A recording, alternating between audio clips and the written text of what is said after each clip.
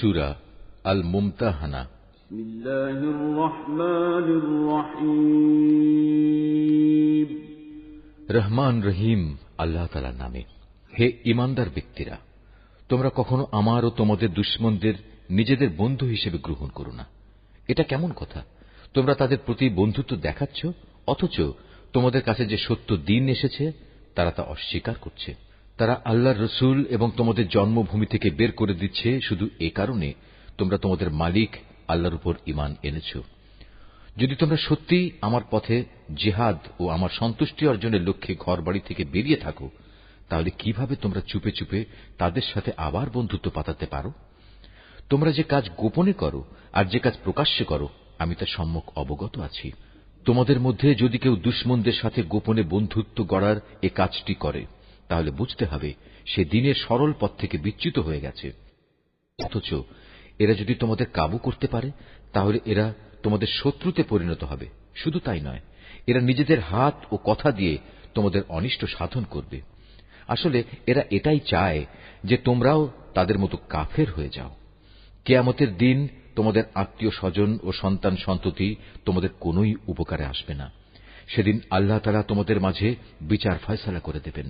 তোমরা যা করো আল্লাহ তাআলা তার সব কিছুই দেখেন। তোমাদের জন্য ইব্রাহিম ও তার অনুসারীদের ঘটনার মাঝে রয়েছে অনুকরণযোগ্য আদর্শ। যখন তারা তাদের জাতিকে বলেছিল, তোমাদের সাথে এবং তোমরা যাদের আল্লাহর বদলে উপাসনা করো তাদের সাথে আমাদের কোনোই সম্পর্ক নেই। আমরা তোমাদের এসব দেবতাদের অস্বীকার করি।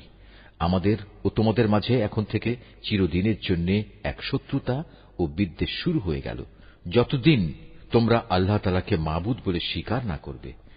কিন্তু এ ব্যাপারে ইব্রাহিমের পিতার উদ্দেশ্যে বলা এই কথাটি ব্যতিক্রম।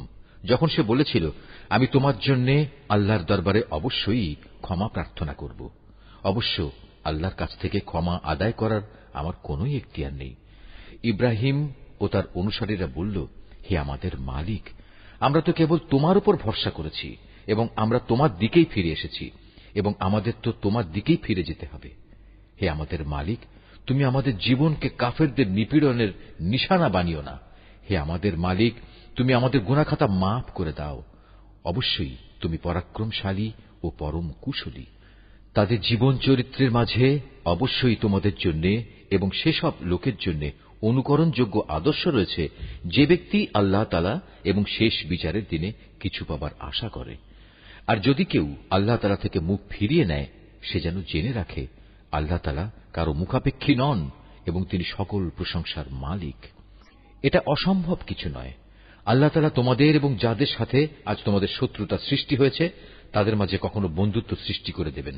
আল্লাহ তাআলা তো সবই করতে পারেন। আল্লাহ তাআলা ক্ষমাশীল ও পরম দয়ালু।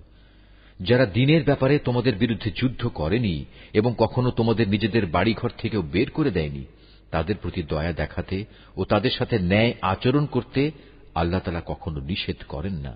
অবশ্যই আল্লাহ তাআলা ন্যায়পরায়ণদের ভালোবাসেন। আল্লাহ তাআলা কেবল তাদের সাথেই বন্ধুত্ব করতে নিষেধ করেন যারা দ্বীনের ব্যাপারে তোমাদের সাথে যুদ্ধ করেছে এবং একই কারণে তোমাদের ভিটে মাটি থেকে উচ্ছেদ করে দিয়েছে এবং তোমাদের উচ্ছেদ করার ব্যাপারে একে অন্যকে সাহায্য সহযোগিতা করেছে। এরপরেও যারা তাদের সাথে বন্ধুত্ব করবে তারা অবশ্যই জালেম। হে ঈমানদার ব্যক্তিরা, যখন কোন ঈমানদার নারী হিজরত করে তোমাদের কাছে আসে, তখন তোমরা তাদের ঈমানের ব্যাপারটা ভালো করে পরখ করে নিও, যদিও তাদের ঈমানের বিষয়টা আল্লাহ তাআলাই ভালো জানেন। অতঃপর একবার যদি তোমরা জানতে পারো তারা আসলেই ঈমানদার, তাহলে কোনো অবস্থায় তাদের তোমরা কাফেরদের কাছে ফেরত পাঠাবে না। কারণ যারা ঈমানদার নারী তারা তাদের কাফের স্বামীদের জন্য আর কোনো অবস্থায় হালাল নয়, এবং যারা কাফের তারাও তাদের ঈমানদার স্ত্রীদের জন্য হালাল নয়। তবে এমন হলে তোমরা তাদের আগের স্বামীদের দেয়া মোহরানার অংশ ফেরত দিয়ে দিও। অতঃপর তোমরা কেউ যদি তাদের বিয়ে করো, তাহলে এতে তোমাদের কোনো গুনাহ হবে না। অবশ্য তোমাদের এজন্য তাদের মোহর আদায় করে দিতে হবে। একইভাবে তোমরাও কাফের নারীদের সাথে দাম্পত্য সম্পর্ক বজায় রেখো না। এক্ষেত্রে তোমরা তাদের যে মোহর দিয়েছ তা তাদের থেকে চেয়ে নাও। একই নিয়মে যারা কাফের স্বামী তারা তাদের মুসলমান স্ত্রীদের যে মোহর দিয়েছে তাও ফেরত চেয়ে নেবে। এটাই হচ্ছে আল্লাহর বিধান। এভাবেই তিনি তোমাদের মাঝে এ বিষয়টির ফয়সালা করে দিয়েছেন। আর আল্লাহ তাআলা মহাজ্ঞানী ও পরম কুশলী। তোমাদের স্ত্রীদের মধ্যে কেউ যদি তোমাদের হাতছাড়া হয়ে কাফেরদের কাছে চলে যায়, পরে যখন সুযোগ আসবে তখন যারা তাদের হাতছাড়া হয়ে গেছে তাদের তারা যে পরিমাণ মোহর দিয়েছে তোমরাও তার সমপরিমাণ মোহর আদায় করে দেবে। তোমরা সে আল্লাহ তাআলাকে ভয় করো যার উপর তোমরা ঈমান এনেছ। হে নবী, যখন কোন ঈমানদার নারী তোমার কাছে আসবে এবং এই বলে তোমার কাছে আনুগত্যের শপথ করবে তারা আল্লাহর সাথে কাউকে শরীক করবে না, চুরি করবে না, ব্যভিচার করবে না, নিজেদের সন্তানদের হত্যা করবে না, নিজ হাত ও নিজ পায়ের মাঝখান সংক্রান্ত বিষয় তথা অন্যের ঔরসজাত সন্তানকে নিজের স্বামীর বলে দাবি করার মারাত্মক অভিযোগে অভিযুক্ত হয়ে আসবে না এবং কোন সৎ কাজে তোমার নাফরমানি করবে না, তাহলে তুমি তাদের আনুগত্য গ্রহণ করো এবং তাদের আগের কার্যকলাপের জন্য আল্লাহর কাছে ক্ষমা প্রার্থনা করো। আল্লাহ তাআলা অবশ্যই ক্ষমাশীল ও পরম দয়ালু। হে ঈমানদার ব্যক্তিরা, আল্লাহ তাআলা যে জাতির উপর গজব দিয়েছেন তাদের সাথে বন্ধুত্ব করো না। তারা তো শেষ বিচারের দিন সম্পর্কে সেভাবেই নিরাশ হয়ে পড়েছে যেমনি ভাবে কাফেররা তাদের কবরের সাথীদের ব্যাপারে হতাশ হয়ে গেছে।